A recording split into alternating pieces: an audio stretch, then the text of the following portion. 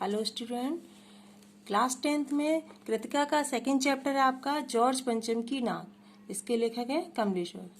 इस चैप्टर में क्या बताया गया कि जब देश आज़ाद हो गया उसके बाद भी लोगों के मन से उनके प्रति जो थी एक कहा जाता है कि गुलामी वाली जो आदत होती है वो नहीं गई।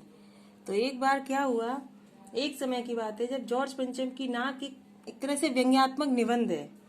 इसमें सरकारी तंत्र की मजाक उड़ाया गया। जो हमारे राजनेता होते हैं, नेता लोग होते हैं, वो किस प्रकार से अपनी राजनीति के लिए कुछ भी करने को तैयार हो जाते हैं।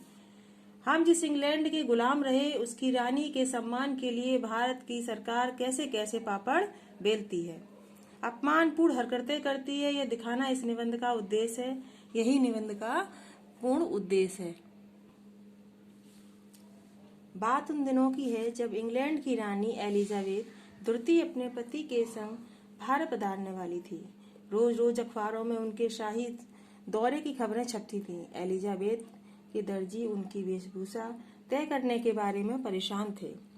इंग्लैंड के अखबारों की कतरनें, जो इंग्लैंड के अखबार थे उनकी कतरनें भारतीय अखबारों में छपती थी कि रानी हल्के नीले रंग का सूट बनवा रही है। भारत आने के लिए जो उनकी ड्रेस बनवाई जा रही थी उसके बारे में उसमें चर्चा हो रही थी, जिसमें 400 पाउंड का खर्च आया। रानी की जन्म पत्री, प्रिंस फिलिप के कारनामे, उनके नौकरों, बावर्चियों, खानसाबों, अंगरक्षों के साथ साथ शाही महल के कुत्तों की भी तस्वीरें छप रही थीं। रानी के आगमन को लेकर पूरे भारत में सनसनी थी।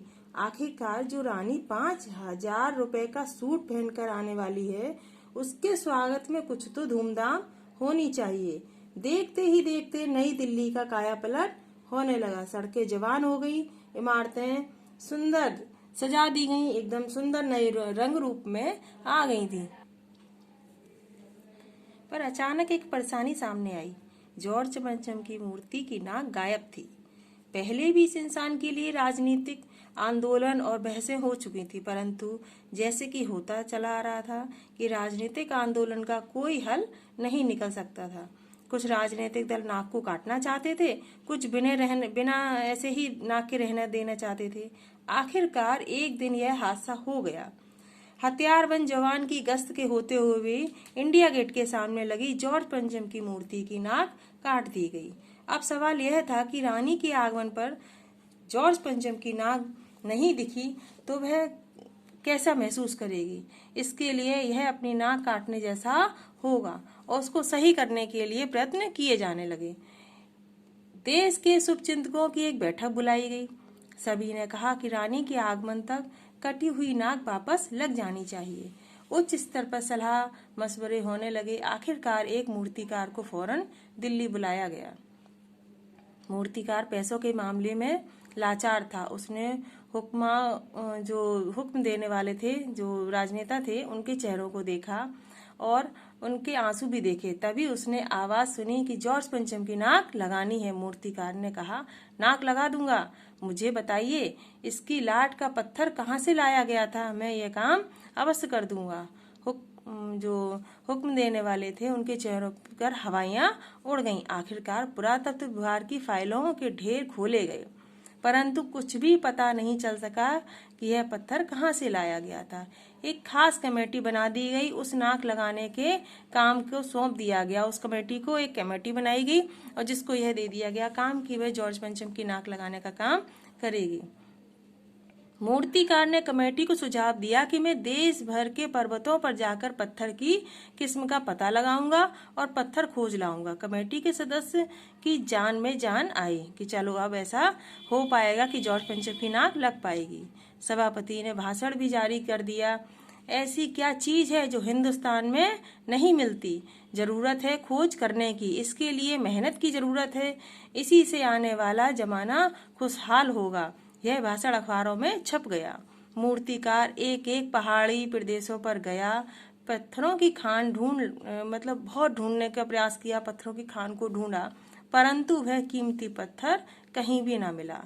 उसने कहाँ ढूंढने का उसको प्रयास किया, लेकिन वो पत्थर वो कहीं भी नहीं प्राप्त कर सका। उसने कहा, यह पत्थर कैसा है? विदेशी है, यह पत्थर अपने देश का।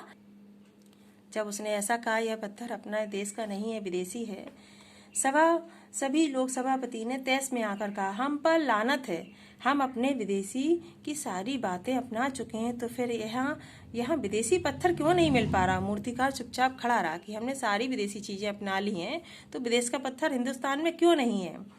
अचानक मूर्तिकार के दिमाग में एक विचार कौंधा। उसने अखबार वालों तक खबर न पहुंचने की शर्त पर एक सुझाव दिया। क्या सुझाव दिया? देश में अपने नेताओं की मूर्तियां भी बनी हैं, उनमें से किसी की भी नाक जॉर्ज पंचम की नाक से मेल खाती हो तो उसे वहां से ले लिया जाए। तो मतलब अपने जो शहीद जवान हैं, अपने जो देश के क्रांतिकारी नेताओं की जो ललाट बनी थी, जो मूर्ति बनी थी, तो उनकी मूर्ति से वह नाक निकाल कर किसको लगा दी जाए? जॉर्ज पंचम को लगा दी जाए। ऐसा उसने सुझाव दिया। पहले तो सभी में सन्नाटा छा गया। फिर सभापति ने कहा कि यह काम जरा होशियारी से करना, यानी इसके लिए भी वह नेता लोग तैयार हो गए। मूर्तिकार देश भर के दौरे पर निकल पड़ा। जॉर्ज पंचम की नाक का नाप उसके पास था।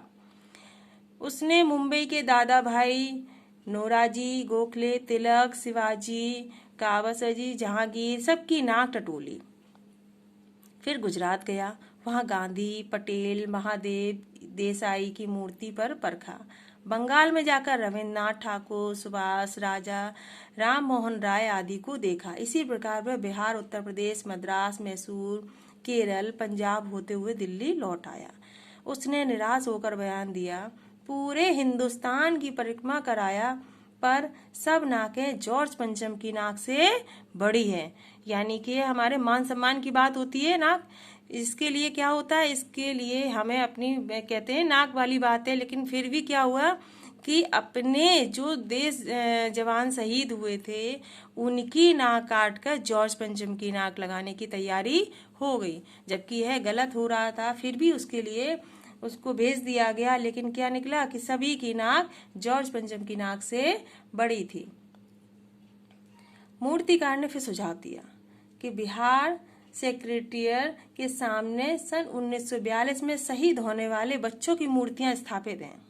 शायद उनमें से किसी की नाक फिट हो जाए, परंतु उन सब की नाकें भी बड़ी मिली। यानी कि हमारे देश के जो बच्चे थे उनके जो मूर्ति लगी थी उनकी नाक लगाने का प्रयास किया गया, लेकिन हमारे देश के बच्चे थे हिंदुस्तान के, उनकी जो मूर्तियां थी उन बच्चों की मूर्तियों की नाक भी जॉर्ज पंचम की नाक से बड़ी निकली।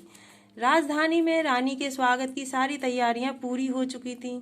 जॉर्ज पंचम की लाट का मल जो नहलाया गया, उसको अच्छे से तैयार किया गया, साफ सुथरा किया गया जॉर्ज पंचम की मूर्ति को, परंतु उसमें क्या नहीं थी, उसमें नाक नहीं थी। सरकारी हुक्कामों की खलबली मची थी कि अब क्या होगा। अब की बार उसने एक नई योजना पेश की। उसने कहा 40 करोड़ जनता में से कोई एक जिंदा नाक काटकर लगा दी जाए। यह किसका था? यह जो सुझाव था वो मूर्तिकार का था कि हमारे देश में इतनी जनता है तो क्यों ना किसी जिंदा व्यक्ति की नाक ही उसमें मूर्ति में लगा दी जाए। यह सुझाव सुनकर सन्नाटा छा गया। सब अचकचा गई। मूर्तिकार ने कहा, नाक चुनना मेरा काम है, आपकी सिर्फ इजाजत चाहिए। उसको इजाजत दे दी गई। अगले दिन अखबार में छप गया कि नाक का मामला हल हो गया है। नाक लगने से पहले हथियारबंद पहरेदारों की तैनाती हुई।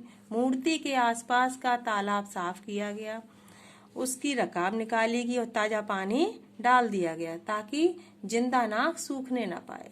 आखिरकार अंतिम दिन चुपचाप जॉर्ज पंचम की लाट में नाक लग गई। यह बहुत दुख भरा, मतलब एक तरह से हमारे देश के लिए बहुत दुख भरी बात थी कि जिन अंग्रेजों ने हमारे ऊपर शासन किया, उन अंग्रेजों के दिखावे के लिए, उस मूर्ति के लिए एक जिंदा व्यक्ति को मार दिया गया और उसके यानी दिखावा ही करना था, दिखावा करने के लिए जिंदा व्यक्ति की नाक उस मूर्ति में लगा दी गई।